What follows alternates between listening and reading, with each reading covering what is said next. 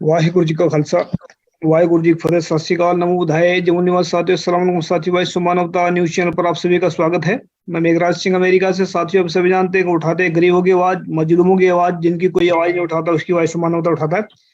तो साथियों, आज की मुलाकात जिंदे लोगों के साथ। जिंदे हम उन्हीं को मानते हैं जो सच बोलना जानते हैं, वरना चुप रहना तो मुर्दे भी जानते हैं। आज का हमारा टॉपिक रहेगा कि भारत में जो आरएसएस जो संगठन है, क्या भारत के हक में काम कर रहा है या विरोध में काम कर रहा है। तो इस पर हमारे साथी बहुत ही समझ होनहार थे पत्रकार ये प्रशांत टंडन जी है। इनकी जान पहचान तो आप सभी जानते हैं, इनकी बेखौफ आवाज है, बेबाक आवाज है। तो सच्चे के लिए आवाज है उठाते हैं, तो इनका स्वागत करते हैं। इसके बाद में हम सवाल जवाब करेंगे। जी प्रशांत टंडन जी, आपका वॉइस ऑफ मानवता न्यूज चैनल पर बहुत बहुत स्वागत। सत श्री अकाल भाई साहब।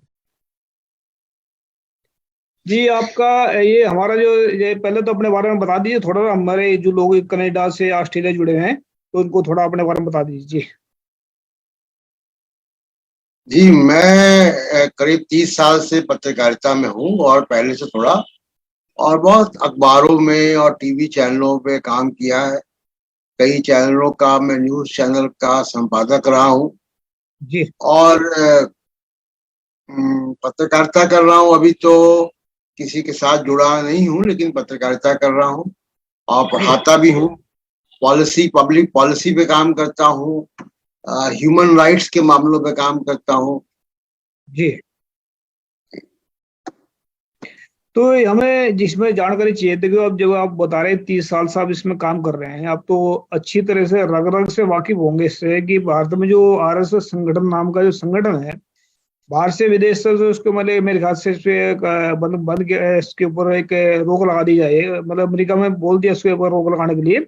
लेकिन इसमें जो है इसके बारे में बताएं कि 100 मतलब मेरे ख्याल से इसको 100 साल पूरे होने को जा रहे हैं।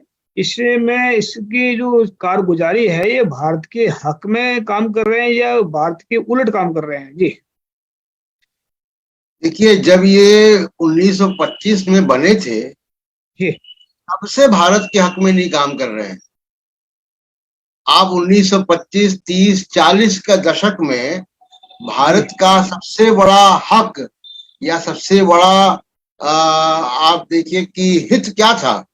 जी भारत का सबसे बड़ा हित जो है वो अंग्रेजों से देश की आजादी के लिए लड़ना था। जी जी जी जी तमाम लोग शहीद हुए। अभी कल ही 28 तारीख को भगत सिंह की जन्मदिन था, जयंती था। तो भगत सिंह ने जलियांवाला बाग में, देश भर में, दुनिया भर, देश भर में लोग शहीद हुए। जी आंदोलन किए लोगों ने, गांधी जी ने आंदोलन किया, सबने, कई, सुभाष चंद्र बोस ने अपने तरीके से किया। लेकिन आरएसएस अंग्रेज के साथ ही खड़ा रहा उस आजादी की लड़ाई में। और इनको इनको बनाया ही टू नेशन थ्योरी के लिए अंग्रेजों से गया था, अंग्रेजों की मदद से बनाया गया था ये। जी और वो तब से भारत के हित में नहीं काम कर रहे। और एक बात मैं आपको और बता दूं मेघराज जी, कि जी ये हिंदुओं के हित में भी नहीं काम कर रहे हैं। जी जी ये जो एक अवधारणा है, ये गलतफहमी है कि ये हिंदुओं के हित में काम कर रहे हैं, तो ये हिंदुओं के हित में भी नहीं काम कर रहे हैं। आप ये देखिए कि हिंदुओं का हित किसमें होगा कि तमाम हिंदू जो है आपस में भाईचारे से रहे।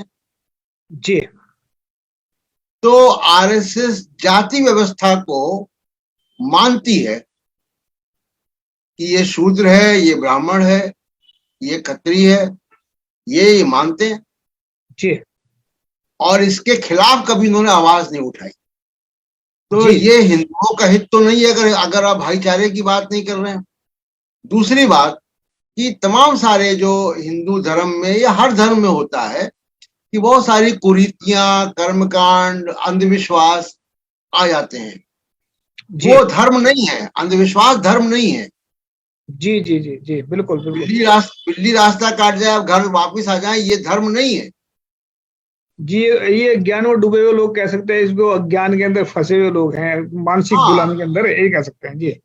तो ये आरएसएस ने कभी भी हिंदू धर्म में व्याप्त जो कुरीतियां हैं, दहेज प्रथा है, असमानता है, जाति व्यवस्था है, महिलाओं के प्रति एक असमानता का, गैर बराबरी का एक दृष्टिकोण है, कभी आरएसएस ने इसके लिए आवाज नहीं उठाई। अभी कुछ ही साल पहले आपको याद होगा कि मोहन भागवत ने महिलाओं के लिए कहा, 21st सेंचुरी में जी महिलाओं के लिए कहा कि महिलाओं का जो दायरा है वो चूल्हा चौका और घर है। जी जी 21वीं शताब्दी में महिला चूल्हा चौका घर तक ही सीमित रहे, उसकी हदें आप बांध रहे हैं। तो ये तो ये हिंदू धर्म के भी, ऐसा नहीं है कि हिंदू धर्म के बड़े हितैषी हैं, ये ब्राह्मणवाद के हितैषी हैं। जी जी जी जी जी आप दरअसल क्या है ना, पूछेंगे तो मैं और विस्तार से बताऊंगा ब्राह्मणवाद के हितैषी कैसे हैं। जी जी दरअसल हमने जो ये जो इसमें हिंदू धर्म में जो 4 वर्ण माने जाते हैं, जैसे ब्राह्मण है, खत्री है, और जो वैश्य है, शूद्र है। शूद्र तो हमने पिछली बार एक आर्टिकल भी लिखा था और एक पोस्ट मतलब फेसबुक भी डाल रखा, हमने यूट्यूब पर डाल की वीडियो। अगर कोई शूद्र वर्ण को हमने किसी भी धर्म का हिस्सा नहीं मानते हैं, क्योंकि शूद्र वर्ण एक गुलामी का गटर है, जिसमें से लोग निकल करके दूसरी जाति में, दूसरे धर्म में जा सकते हैं। उसमें से कन्वर्ट होना, अगर मतलब बहुत सारे समझते हैं कि ये कन्वर्ट हो रहे हैं, इसमें कन्वर्ट नहीं हो रहे हैं। शूद्र से निकल करके अगर कोई बाहर दूसरे धर्म में जा रहा है, इसका मतलब वो कि गुलामी के गटर से निकल कर बाहर जा रहा है, दूसरे धर्म में जा रहा है।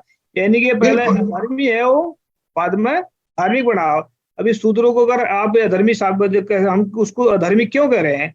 क्योंकि इनकी जन्म कुंडलियों में गण में लिखा हुआ है राक्षस और वर्ण में लिखा शूद्र। अब एक गण में राक्षस और देवते की दोस्ती कैसे हो सकती है, और गण में राक्षस और एक देवता एक धर्म के कैसे हो सकते हैं? तो ये बहुत बड़ा षड्यंत्र है इन लोगों का। तो इसमें जो शूद्र वर्ण इसका धर्म का हिस्सा है ही नहीं है।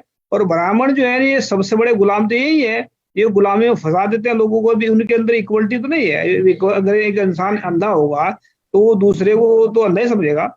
एक आदमी अगर स्वांग खा, उसको पता रास्ते हैं, इसके पास में है, तो वो रास्ते दिखाएगा। तो मेरे ख्याल से ये आंखों के अंधे कम है, अकल के ज्यादा अंधे हैं।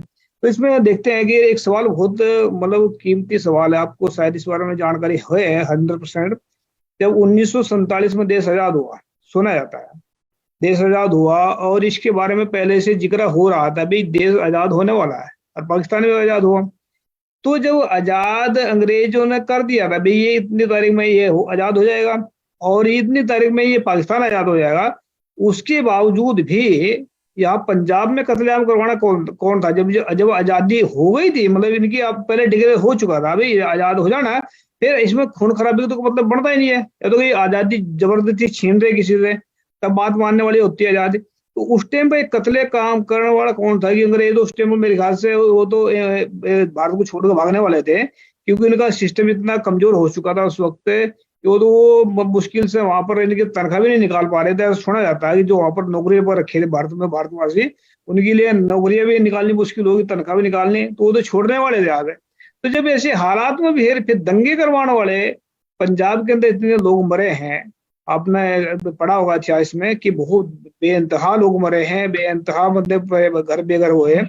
इसके पीछे कौन हो सकता है, क्या ख्याल आपका? देखिए, ये जो पार्टीशन हुआ और पार्टीशन में हिंसा हुई बात, उसका एक पृष्ठभूमि है। और आज के हिंदुस्तान को अगर आप देखिए तो हिंदुस्तान में जो, जैसा राहुल गांधी ने कहा कि पेट्रोल बिछा दिया है, तो ये नफरत का पेट्रोल बिछा दिया। आप तो कोई भी चिंगारी डालेगा आग लग जाएगी जी। वही अंग्रेज बांटना चाहते थे, और आरएसएस और मुस्लिम लीग दोनों ये काम कर रहे थे। ये दोनों अंग्रेजों के दायां बायां हाथ थे जी। दोनों ये काम कर रहे थे। तो ये जो बंटवारे के बाद हिंसा हुई, उसमें जो दशकों से नफरत जो है फैलाई गई थी वो हुआ। दूसरी चीज कि जैसे जम्मू में हिंसा हुई बहुत पार्टीशन के वक्त, तो जब जम्मू में हिंसा हुई है, आप उस वक्त जो वेद भसीन संपादक थे वहां पे एक बड़े अखबार के कश्मीर टाइम्स, उन्होंने उनसे उनके लेख हैं तमाम सारे, उन पर किताबें लिखी गई हैं। तो एक बलराजपुरी नाम के एक समाज सेवी थे जो वहां गए हुए थे, जिनको गांधी जी ने भेजा था। उन्होंने तमाम दस्तावेज लिखे हैं कि किस तरीके से वहां पे कत्लेआम हुआ, और उसमें आरएसएस के लोगों का हाथ था जी। ये तो इतिहास बताता है। तो इसका मतलब अगर आरएस ये हो सकता है, इसके पीछे मुझे जहां तक अंदाजा, मैं खुद का अंदाजा बता रहा हूँ, उसके पीछे आरएसएस का यही हाथ है, या कि ये जो पंजाब के अंदर कत्लेआम हुआ था, इन्होंने पाकिस्तान नहीं बनाया, पंजाब को तोड़ा इन्होंने। पंजाब, क्योंकि पंजाब से आज भी घबराते हैं, पहले भी घबरा रहे थे ब्राह्मण जो लोग, जो मतलब जो ये जो कागज कर रखा है जिन लोग भारतवासियों के ऊपर है, ये पंजाब से घबराते हैं और आज भी घबरा रहे हैं। तो ये पंजाब को तोड़ा इन्होंने, ना कि पाकिस्तान को आजाद किया। अगर पाकिस्तान आया तो पंजाब को एक तरफ रख के तब भी पाकिस्तान बन सकता था, लेकिन उस वक्त पाकिस्तान नहीं बनाया इन्होंने, पंजाब को बीचों बीच तोड़ करके उसको कमजोर किया। फिर भी ये पंजाबी आज भी घबराते हैं। तो दूसरी बात में देख लें इसके बाद में, कि जो देश की जो पुलिस है, देश की मिलिट्री है, इसको माना जाता है कि देश के हित में काम करने के लिए इसको तैयार किया जाता है, मिलिट्री को जो भी है। इसके बावजूद भी इन्हें धार्मिक स्थानों पर, आपको शायद पता होगा 1984 में सिख का कत्लेआम किया गया, और यहाँ पर जो दरबार साहब के ऊपर हमला किया गया, ये आप कहाँ तक इसको जायज समझते हैं? ये इन्होंने सही किया, गलत किया? देखिए, बात आरएसएस की हो रही है, तो मैं थोड़ा सा आरएसएस का बैकग्राउंड बता दूं। जी जी। आज के परिप्रेक्ष्य में अगर आप देखिए, तो आज बीजेपी जो आरएसएस का एक निकला हुआ बच्चा है, जी तो उनका राजनीतिक चेहरा है बीजेपी आरएसएस का, पंजाब में जब ये जाते हैं तो कौन सी पॉलिटिक्स करते हैं? पूरे देश में ये हिंदू मुस्लिम पॉलिटिक्स करते हैं। पंजाब में बीजेपी जाती है तो हिंदू सिख पॉलिटिक्स करती है, और यही कारण है कि इनके तमाम सारे प्रवक्ता टीवी चैनलों पे आते हैं और 84 की बात करते हैं, जिसकी चर्चा आप कर रहे हैं, लेकिन पंजाब ने कभी भी बीजेपी पर विश्वास नहीं किया। जी जी जी। आज भी 2 ही एमएलए हैं वहां पे बीजेपी के, और कांग्रेस के तो 5 मुख्यमंत्री हो गए 84 के बाद, बीजेपी का एक भी नहीं हुआ। दूसरी बात, 1980 में बीजेपी बनी, उसके पहले जनसंघ था। 1980 से लेकर आज तक पंजाब एक ऐसा सूबा है जहां सिख मेजॉरिटी में जी, और ये बहुत हिमायती बनते हैं सिखों के, लेकिन एक भी बीजेपी की सूबा वाली पार्टी है वहां पे, यानी बीजेपी का जो पंजाब इकाई है, पंजाब यूनिट है, उसका एक भी अध्यक्ष कभी सिख नहीं बना। तो इनकी ये करते कुछ हैं और कहते कुछ हैं। और यही देखिए, जब किसान आंदोलन हुआ तो किस तरीके का प्रचार इन लोगों ने किया, किस तरीके का प्रचार इनके समर्थन वाले मीडिया ने किया सिखों को बदनाम करने के लिए जी। और यही मानसिकता जो है वो पीछे भी हुई, जिसकी चर्चा आपने की इतिहास में।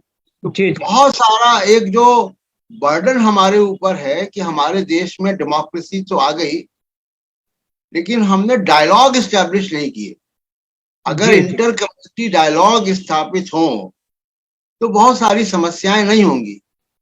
मैं भी पिछले सप्ताह में पंजाब गया था, मेघराज जी जी जी। वहां पे अभी कुछ सिख और ईसाइयों के बीच में एक आध जगह पे ऐसी शिकायतें आई हैं कि चर्च पे हमले हुए, ऐसा कुछ हुआ। तो वहां भी मैंने यही कहा कि भाई डायलॉग एस्टैब्लिश करो। जी बिल्कुल बिल्कुल बिल्कुल जी। बैठो आमने सामने, एक दूसरे से बात करो और समझो एक दूसरे को कि उनकी रिवायतें क्या हैं, उनकी प्रार्थना का तरीका क्या है, आपकी प्रार्थना का तरीका क्या है, आपके त्योहार कैसे मनाए जाते हैं, उनके त्योहार कैसे मनाए जाते हैं। तो तमाम सारी जो गलतफहमियां हैं वो दूर होंगी। जी बिल्कुल बिल्कुल। ये डायलॉग तो देखो, गुरु नानक साहब भी कहते हैं ना कि जब तक दुनिया के अंदर रहना ना, कुछ कहो और कुछ सुनो। डायलॉग तो फर्स्ट है, मतलब अगर कोई बात, जब सारे हिले वसीले खत्म हो जाते हैं, और एक बात आप ध्यान से देखें इसको, जब डायलॉग में आपस में लड़ाई बजती है ना, तभी आदमी हथियार उठाता है। पहले डायलॉग, जब हथियार डायलॉग से अगर उसको खत्म किया जा सकता है समस्या, तो करना चाहिए। तो ये जो समस्या चल रही है, जैसे हम देखते हैं भारत में तकरीबन अभी केजरीवाल इस टाइम आता है, इसने एक निकाला तो पता नहीं झूठ, पता नहीं उसकी बात का वो सही है गलत हो, उसको पता होगा कि 65,000 दंगे भारत में 1947 के बाद में हुए, ऐसा सुना जाता, उसने बोला था। तो ये तो उसको बताओ सही है गलत है। अभी 1947 के बाद में तो देश तो आजाद था। तो ये दंगे करवाने वाला कौन है फिर? जब देश ही आजाद है फिर तो इसके पीछे सारे जो दंगे हो रहे हैं कि मतलब जब मुसलमानों को मारना है तो हिंदू के टिकट लगा के जाते हैं, मतलब पूरे हिंदू दिखते हैं, और जब हिंदुओं को मारना हो गए फिर मुसलमान भी दिखते हैं वहां। तो ये संगठन कोई आरएसएस के मतलब हो सकता है कि ये जो आरएसएस ने इसके खिलाफ कोई आवाज नहीं उठाई आज तक, भाई ये दंगे क्यों होते हैं? यानी कि इन्हीं का तो इन्हें हाथ इसके पीछे के दंगे जब होते हैं। देखिए आरएसएस, मेघराज जी, आरएसएस जो है एक संगठन है जो कानूनी रूप से कानून के दायरे में नहीं है, यानी कहीं रजिस्ट्रेशन नहीं है इनका जी। कोई ये इनकम टैक्स में रिटर्न नहीं फाइल करते हैं, कोई इनकी मेंबरशिप की लिस्ट नहीं है, कोई इनके ऑफिस बेयर की लिस्ट कहीं जमा नहीं होती कि सरकारी महकमे में। अगर आप एक छोटा सा एनजीओ भी बनाएंगे तो वो एनजीओ को रजिस्टर करना पड़ता है सोसाइटीज एक्ट 1872 में, या ट्रस्ट बनाएंगे तो ट्रस्ट को रजिस्टर करते हैं, उसमें 12A 80G आप इनकम टैक्स से लेते हैं, आपको जो चंदा मिल रहा है उसकी जानकारी इनकम टैक्स को देते हैं, ऑफिस बेरर की लिस्ट देते हैं कहीं ना कहीं। तो ये आरएसएस ये नहीं करती। तो उससे क्या होता है कि कौन आरएसएस का मेंबर है और कौन नहीं है ये पता ही नहीं है। जी जी जी। और इसका ये लाभ उठाते हैं। और दूसरी बात ये कि देखिए जो 47 से अब तक के दंगे हुए उसके कई कारण है। एक तो हिंदू मुस्लिम जो ये पॉलिटिक्स करते हैं उसका एक कारण है, दूसरा कि हमारे देश में जो कानून है और जो पुलिस की व्यवस्था है वो बेसिकली उसकी जो अवधारणा है वो दमनकारी है, वो सत्ता का डंडा है वो। जी जी जी जी। और अगर आप इसको स्टडी करें कि इंग्लैंड की पुलिस कैसी है और अमेरिका की पुलिस कैसी, जैसे अमेरिका में आप बैठे वहां भी कभी कभी चीजें हो जाती है, भी देखा हमने पिछले दिनों, लेकिन अमेरिका की पुलिस, भारत की पुलिस में और यूरोप की पुलिस में बड़ा अंतर जमीन आसमान का। हमारे यहाँ पुलिस रिफॉर्म्स नहीं हुए। सुप्रीम कोर्ट ने भी कुछ चीजें रिफॉर्म्स के लिए कही राज्य सरकारों को, लेकिन वो रिफॉर्म्स भी आधे अधूरे हैं। जब तक पुलिस रिफॉर्म नहीं होंगे, जब तक पुलिस के अधिकारियों की जिम्मेदारी नहीं तय की जाएगी, जब तक पुलिस से और प्रोसिक्यूशन और पुलिस का जो इन्वेस्टिगेशन है तीनों अलग अलग नहीं होगा जी, तब तक ये दंगे होते रहेंगे और दंगों की जवाबदेही नहीं होगी। क्योंकि अगर कहीं दंगा होता है, देखिए मैंने इतने साल पत्रकारिता की है, बहुत सारे दंगा फसाद के इलाकों में भी पत्रकारिता की है, मेरा ये मानना है कि अगर दंगा जहां भी होता है वो पुलिस आधे घंटे के बाद अगर हो रहा है दंगा, रुका नहीं है, तो इसका मतलब है कि पुलिस की ढिलाई है और यह पुलिस की सहमति से हो रहा है। मैं आपको एक मिसाल देता हूँ। जी जी। मैं छात्र था उस वक्त 84 में जब सिखों के दुकानें मकान जलाए जा रहे थे। मेरे घर के पास एक गुरु तेग बहादुर मार्केट था जी। वहां पे भीड़ दुकानें जला रही थी, वहां पे कई सिखों की दुकानें थी जी। दुकान जला रही थी और उन दुकानों से को लूट रहे थे। वो लूट का सामान कई सरकारी अफसरों की गाड़ियों में रखा जा रहा था, बड़े बड़े कपड़ों का, कितनी शर्म की बात जी है, कितनी शर्म की बात है कि सरकारी ऑफिसर के गाड़ियों में वो भी जो सिखों के घर जलाए जा रहे हैं उनका सामान रखा जा रहा है। ये बहुत मतलब एक लज्जित करने वाली बात है। मैं आपको अपनी आंखों देखी बता रहा हूँ जी। 3 बजे तक ये लूटपाट होती रही जी। दोपहर की 3 बजे के बाद दो पुलिस वाले उस मार्केट की छत में चढ़ते हैं और 2 हवाई फायर करते हैं, पूरी भीड़ गायब हो जाती है। तो पुलिस अगर हमारी ठीक हो, अगर यही काम वो 11 बजे कर देते तो कितनी दुकानें लुटने और जलने से बच जाती। जी बिल्कुल बिल्कुल बिल्कुल बिल्कुल। तो पुलिस जो है भी, पुलिस को बहुत रिफॉर्म्स की जरूरत है देश में, और मैं इसको बहुत लंबे समय से पब्लिक डोमेन में कहता रहा हूं कि पुलिस रिफॉर्म्स की आवश्यकता है। पुलिस के अधिकारियों की जवाबदेही की आवश्यकता है, जिस तरीके से इनकाउंटर होते हैं, जिस तरीके से पुलिस मुकदमे करती है। अभी देखिए, जिग्नेश मेवाणी नाम के युवा नेता जी गुजरात के, दलित नेता हैं, कांग्रेस से जुड़े हुए हैं। जी वो उनको उनके किसी ट्वीट पर असम की पुलिस आई और उनको उठाकर गुजरात से ले गई असम। आसाम की पुलिस वाले गुजरात से उठाने आ गई हैं। जी, और उनको वापस गुवाहाटी ले गए, असम ले गए, उनको हिरासत में रखा। अब उनकी हिरासत को जो है निरस्त किया कोर्ट ने। जज ने फैसला किया जिग्नेश मेवाणी के पक्ष में कि जी हिरासत गलत है, गिरफ्तारी गलत है, हटाओ इसको, और उनको जमानत दी। लेकिन जज ने यह नहीं तय किया कि जो पुलिस वाला है, ये पुलिस के अधिकारी है जिन्होंने गलत तरीके से उसको गिरफ्तार करके गुवाहाटी लेकर आए अहमदाबाद से, जी उनको क्या किया जाए। अगर उनको सजा नहीं मिलेगी, अगर वो सस्पेंड नहीं होंगे, अगर उनकी नौकरी नहीं जाएगी, अगर वो जेलों में नहीं जाएंगे, अगर उनके खिलाफ मुकदमे नहीं होंगे, तो वो कल को जिग्नेश मेवाणी के खिलाफ फिर ऐसे ही वो गिरफ्तार करेंगे या किसी और को गिरफ्तार करेंगे।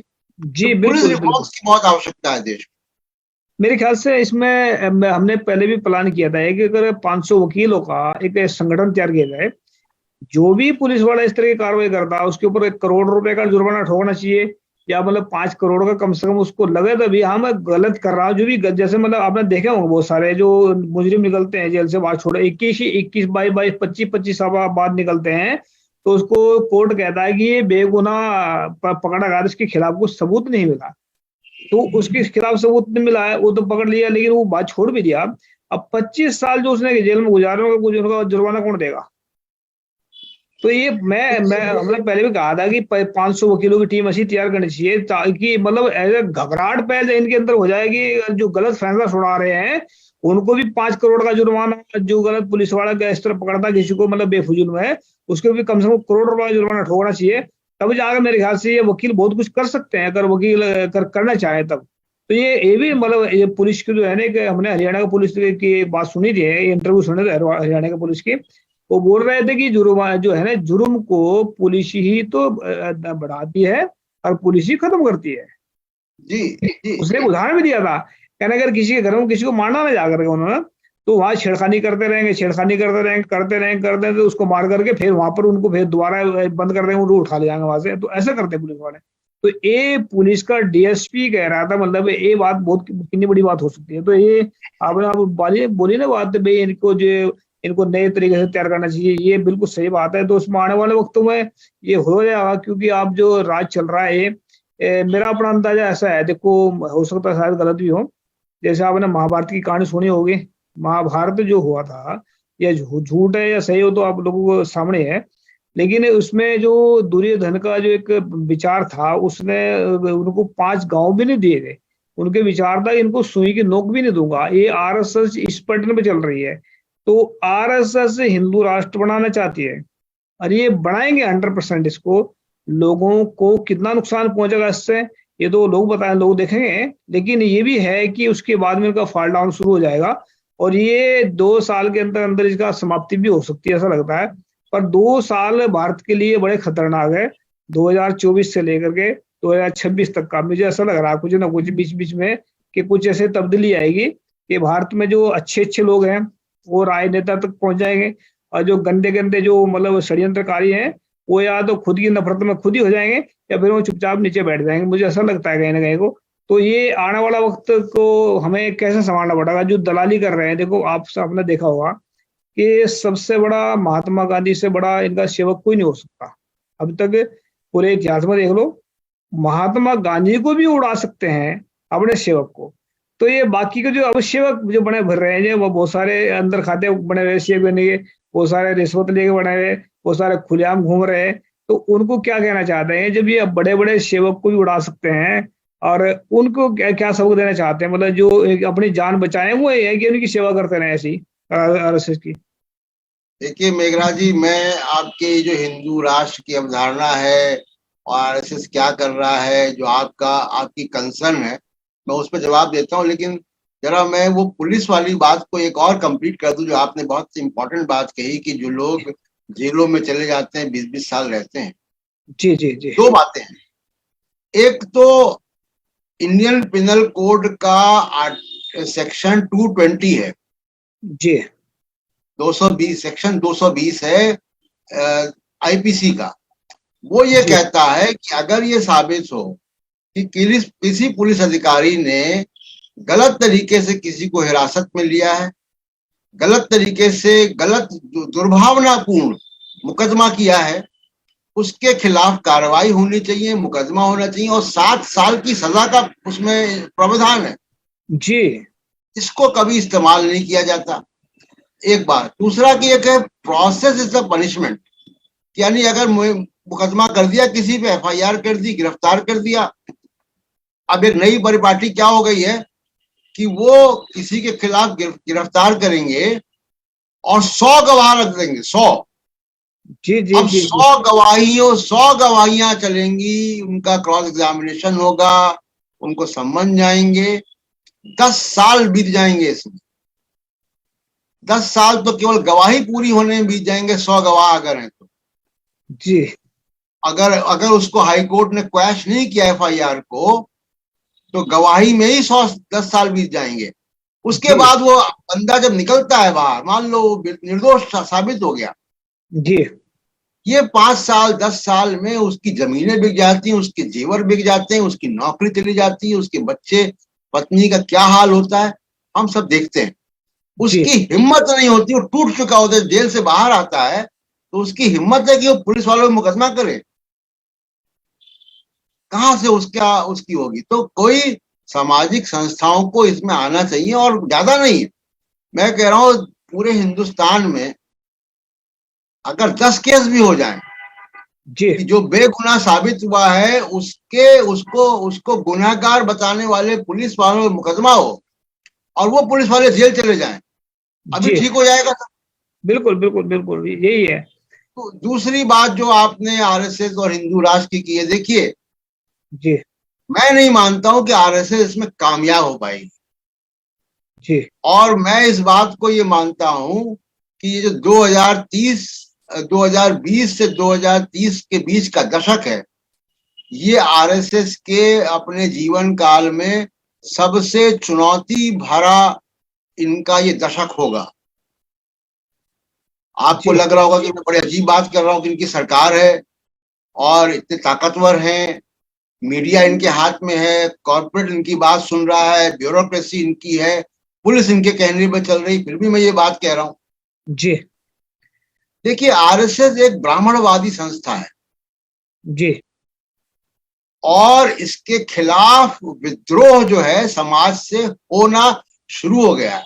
जिस तरीके से अम्बेडकरवादी, जिस तरीके से जो एक नया मध्यम वर्ग पैदा हुआ है भारत जी में, जी अभी जी तक जो मध्यम वर्ग था वो अमूमन 90% से भी ऊपर हिंदू अपर कास्ट का था, सवर्ण जी हिंदू ही मिडिल क्लास था। इसी इसी सवर्ण हिंदू मिडिल क्लास से ही प्रोफेसर, पत्रकार, फिल्म बनाने वाले, लेखक, कवि निकल रहे थे।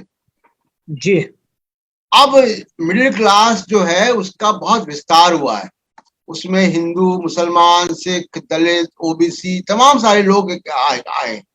जी इनमें से अब लोग निकल रहे हैं जो भी बुद्धिजीवी हैं, जो लेखक हैं, जो पत्रकार हैं, जो वकील हैं, तमाम सारे आईएएस बन रहे हैं।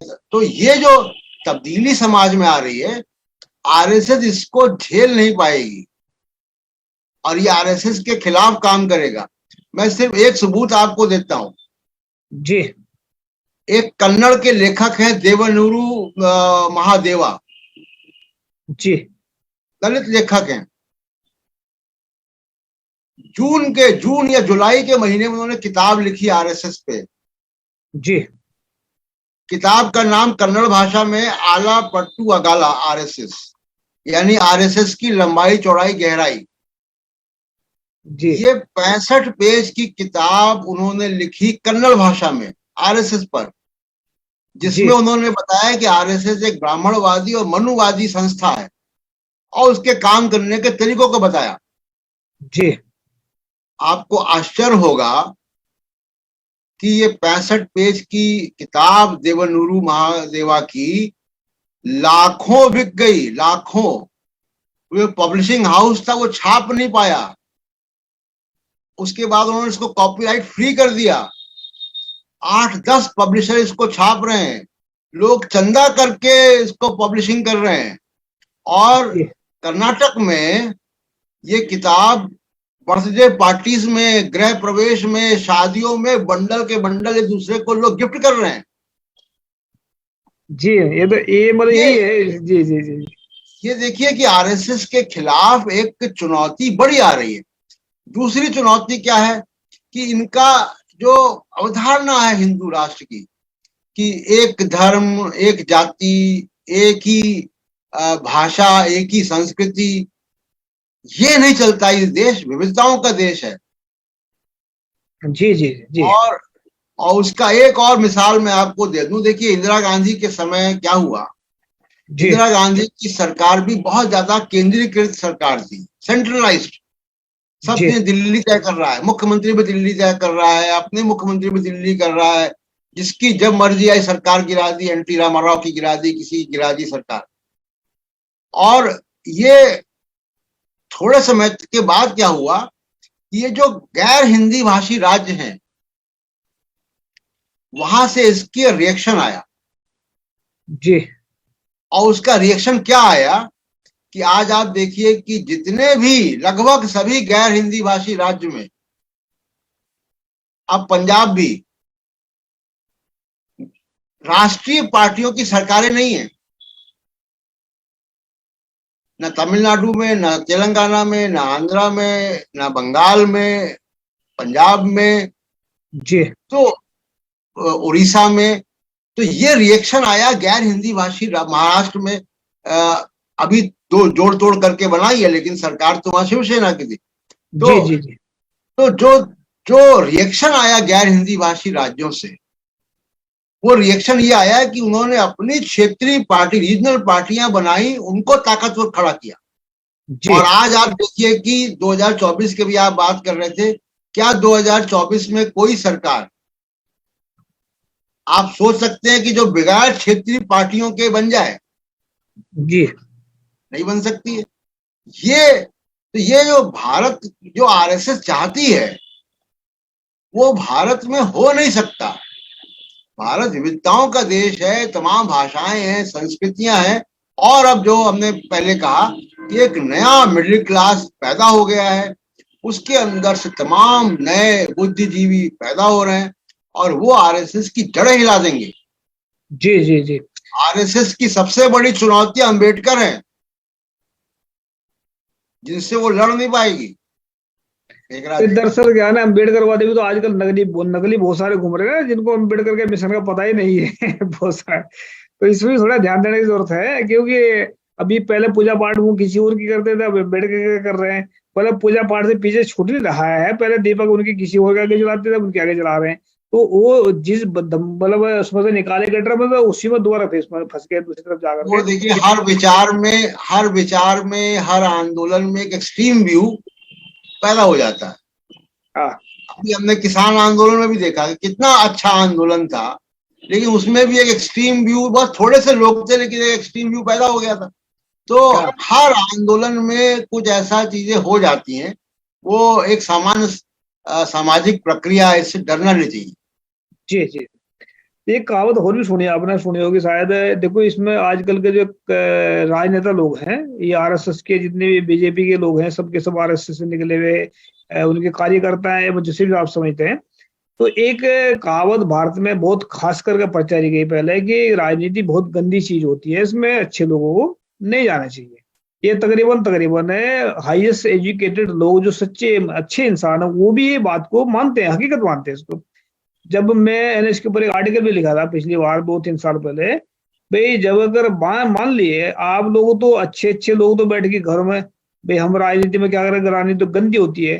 जब अच्छे लोग तो बैठ के घर में बैठ करके घूंघट निकाल के बैठ के, या मतलब छुप करके बैठे हैं, तो फिर राजनीति में तो गंदे लोग ही जाएंगे ना। फिर वो अब जब गंदे जाएंगे तो गंदगी फैलाएंगे, फिर आप उनके आगे हाथ जोड़ के खड़े रहेंगे, हमें माफ करो जी, फिर ये कैसे हो सकता है? वो तो गंदे लोग, मतलब जो उनके अंदर ये गंदगी भरी हुई है, जो उनके अंदर एक शैतानियत है, वो तो शैतानियत ही छेड़ेंगे।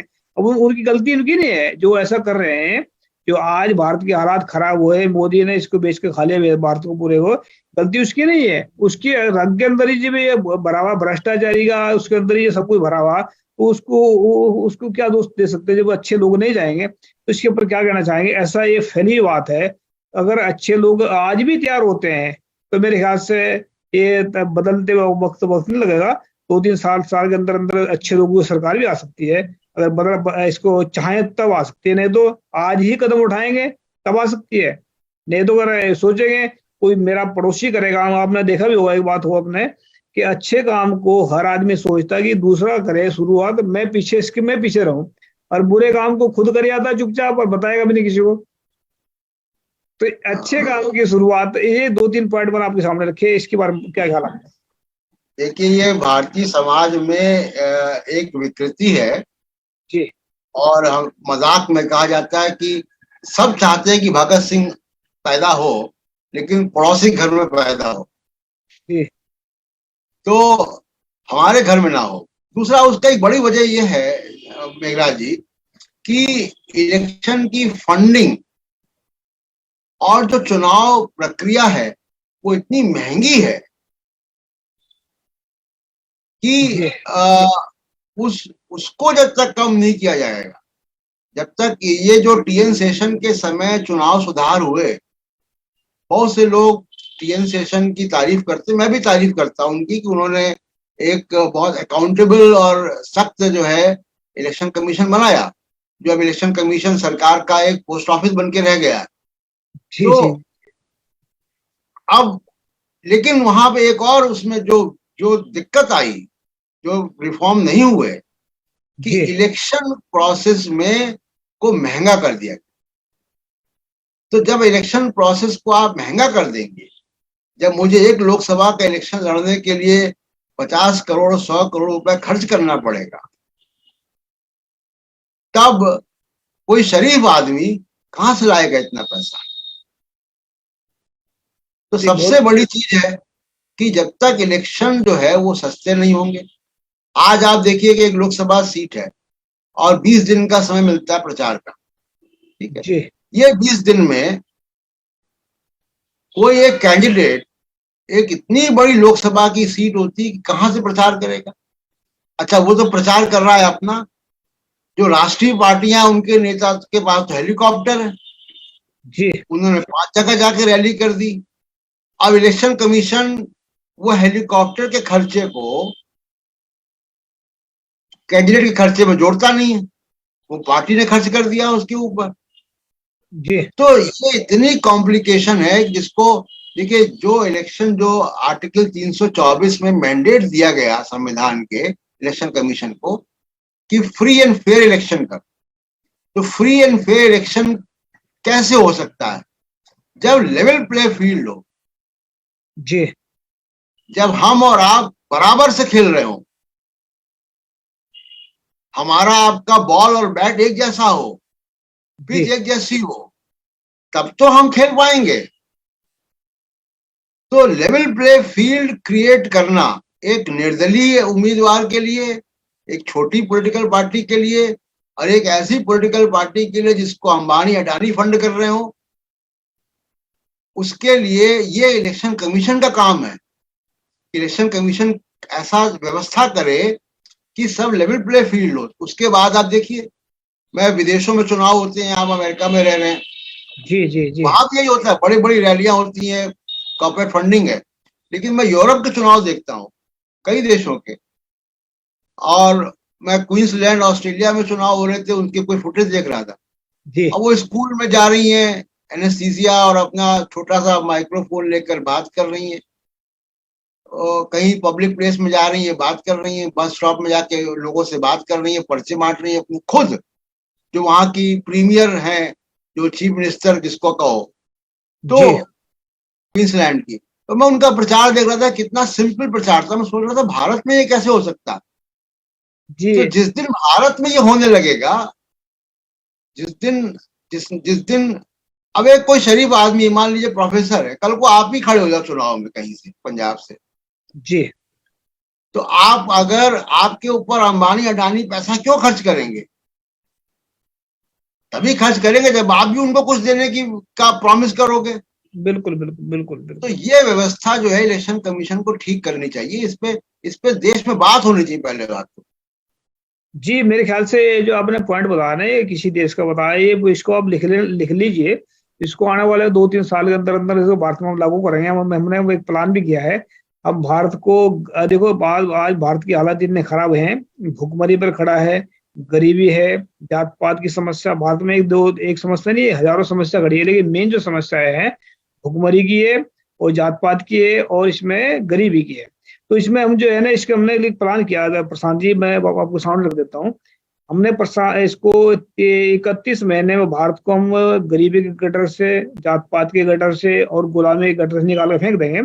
क्योंकि हमने ऐसा प्लान किया कि देखो भारत का पैसा, अब ये क्या इन्होंने एनजीओ बहुत सारे बंद कर दिए हैं, जो बाहर से पैसा जाता था वो बंद कर दिया। अभी भारत का हमने क्या किया, हमने सोचा ऐसा कि हम भारत के लोगों के पैसे से ही भारत की गरीबी मिटाएंगे और भारत के गरीब लोगों को एक दिन हम भारत का बादशाह बनाएंगे। क्योंकि गुरु गोविंद सिंह जी ने कहा है कि 1.25 से एक लड़ाऊं तबे गोविंद सिंह नाम कहाऊं, उन्होंने भी कहा है। तो वो क्या है, इन गरीब सिखन को देव पातशाही, याद रखिए हमारी गुरियाई। तो उन्होंने गरीबों को उठाया।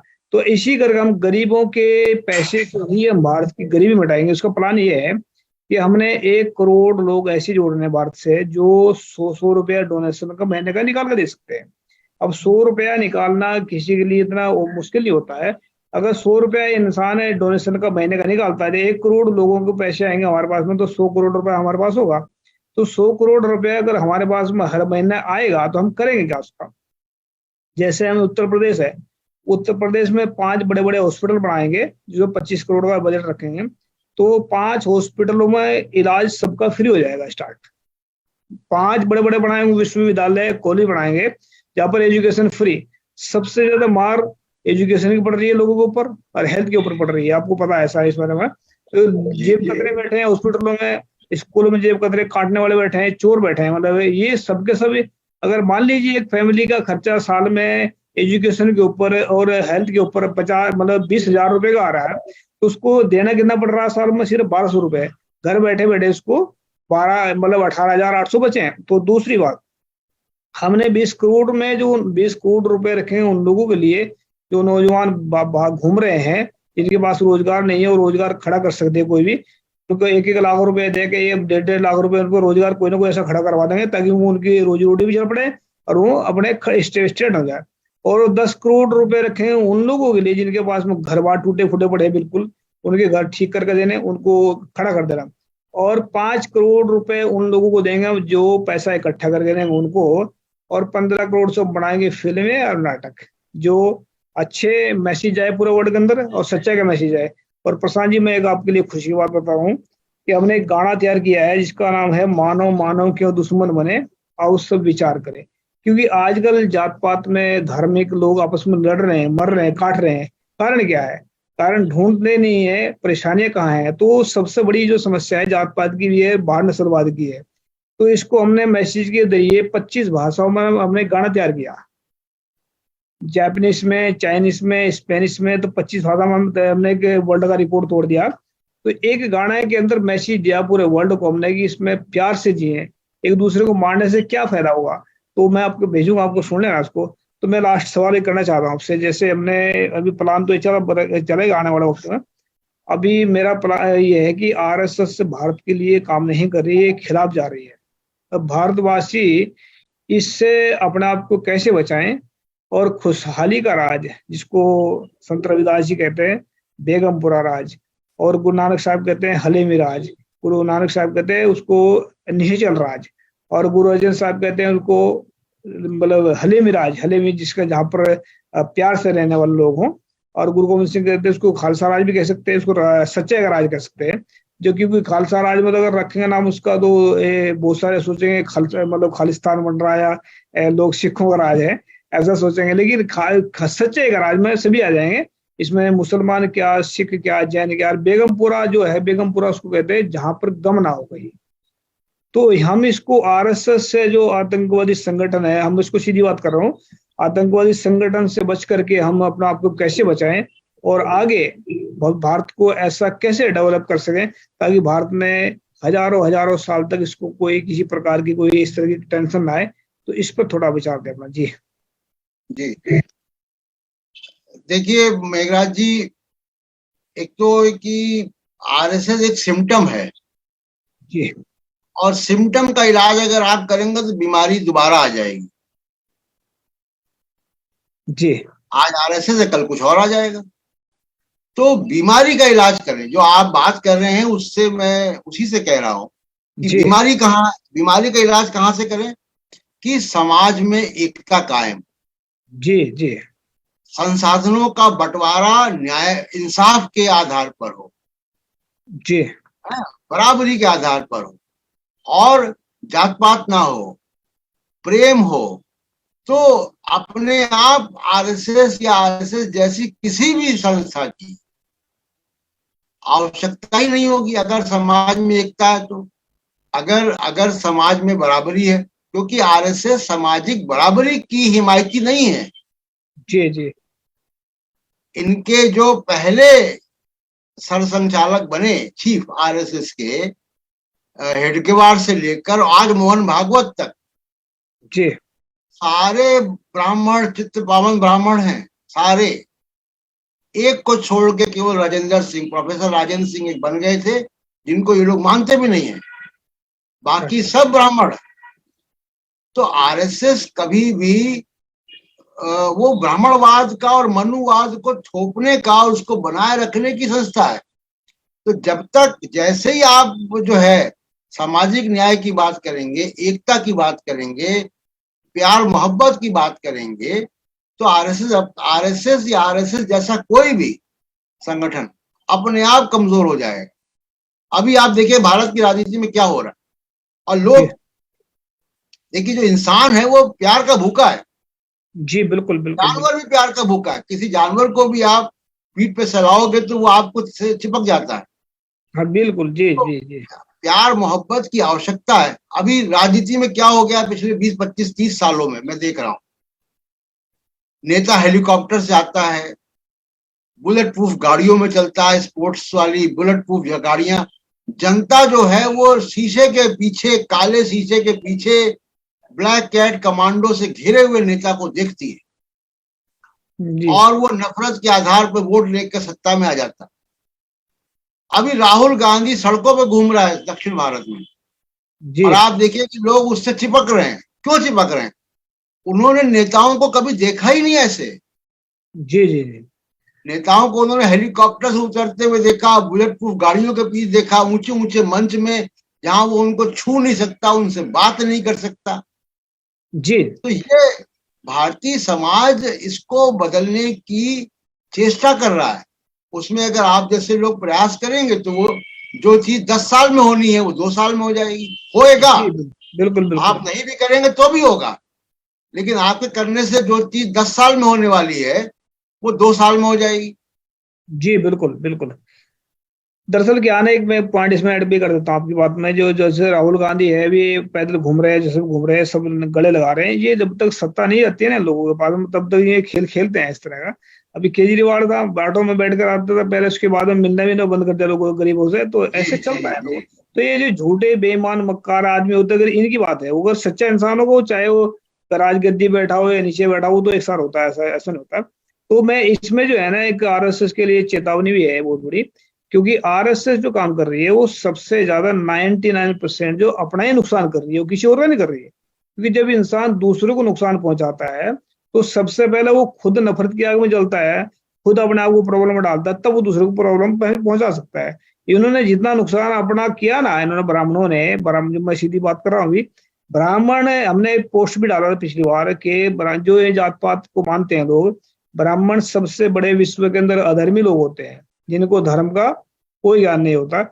इनको अगर धर्म का ज्ञान हो जाए तो सबसे पहले जात पात खत्म करें, जहां पर ऊंच नीच स्टार्ट होती है। धार्मिक के अंदर, धार्मिक इंसान के अंदर भी जात पात हो और ऊंच नीच हो, ऐसा हो ही नहीं सकता। अगर धार्मिक, अगर मान लीजिए धार्मिक इंसान जात पात वाला है तो अधर्मी अधर्मी की क्या पहचान है फिर? अगर कोई कसाई को, अगर बकरे काटने वाले को कोई धार्मिक इंसान कहे तो कसाई किसको कहेंगे फिर हम? तो फिर मतलब कुल मिला के ये हमने 1.25 लाख ब्राह्मणों को भी कहा भाई, हम जो है 1.25 लाख ब्राह्मणों को न्योता देते हैं, विश्व के किसी भी प्लेटफॉर्म पर आकर आ जाएं, हम विचार चर्चा करने के लिए तैयार हैं उनके साथ। वो धार्मिक धर्म के विचार के धर्म उनको अधर्मी साबित करते हैं कि वो अधर्मी इंसान है, क्योंकि जिस दिन धार्मिक का उनके अंदर गुण ज्ञान आया, उस दिन वो सबसे पहले जात पात को खत्म करेंगे, अपने आप को स्टेब्लिश करेंगे, ऊंच नीच को खत्म कर देंगे। तो ये ऐसा हो नहीं पाएगा, क्योंकि इनकी कमियां कहीं और है। आपको पता है धर्म ग्रंथ इनके ऐसे हैं जिनसे ये शिक्षा लेते हैं, वो प्रॉब्लम इनकी नहीं है, वहां से ये प्रॉब्लम को ये साथ में लेके चल रहे हैं। तो प्रॉब्लम यहाँ सबसे बड़ी, तो आपने जो बोली ना बात, ये भाईचारा पैदा करने का, एक जो एकता हम मजबूती से, ये बिल्कुल सही है कि दूसरे को मारने की बजाय खुद को स्ट्रॉन्ग कर ले, खुद को अपना मतलब कर ले बंदा भाई। अगर हम प्यार से रहना स्टार्ट करें तो जो नफरत करने वाले हैं वो तो खुद ही जल करेगा, उनको खुद ही समाप्त हो जाएगी। तो लास्ट में आप क्या संदेश देना चाहते हैं देशवासियों को? और ये जो हमने प्लान रखा है, जो बता आपको, ये प्लान आपको कैसा लगा? इसमें कुछ अगर और भी ऐड करनी है बातें, हम इसमें हमने एनजीओ तैयार कर दी इसके लिए, और 1-2 महीने के अंदर अंदर, 6 महीने के अंदर अंदर ये स्टार्ट हो जाएगा काम। हम भारत को ऐसे, मतलब जैसे आपने जात पात की बात करी ना, हॉस्पिटलों के बाहर ऐसा बोर्ड लगा दिया जाएगा, जो भी जात पात का नाम लेगा उससे 100 गुना फीस अंदर ज्यादा हासिल की जाएगी।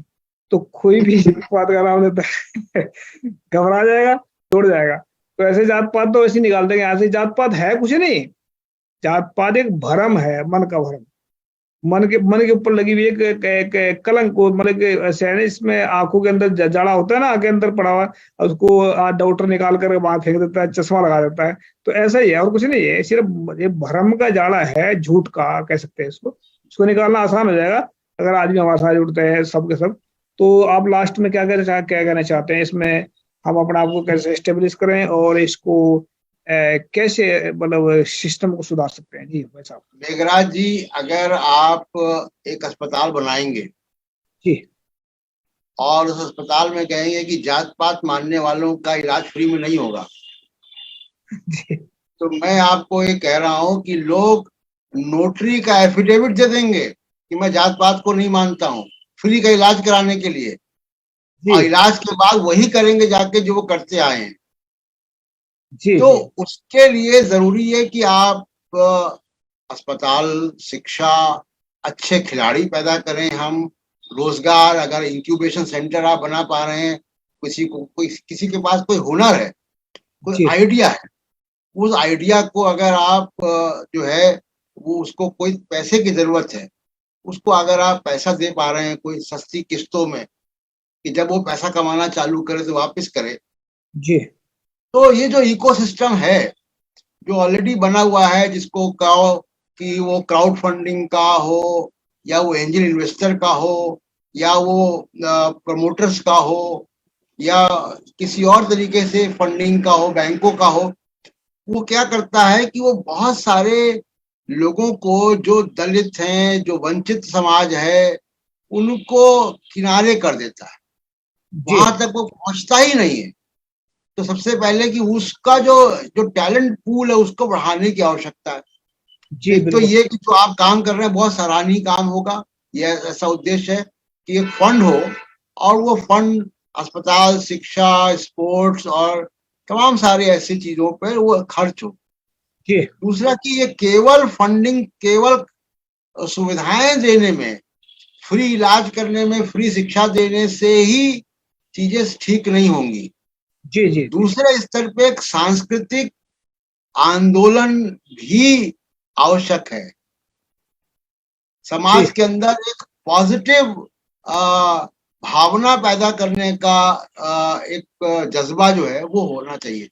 मैं एक मिसाल देता हूं आपको जी, कि हम लोग बचपन सुनते हैं, मैं उत्तर प्रदेश का रहने वाला हूं, तो जी, हम जी, लोग बचपन से सुनते आए कि सरदार लोग बड़े मेहनती होते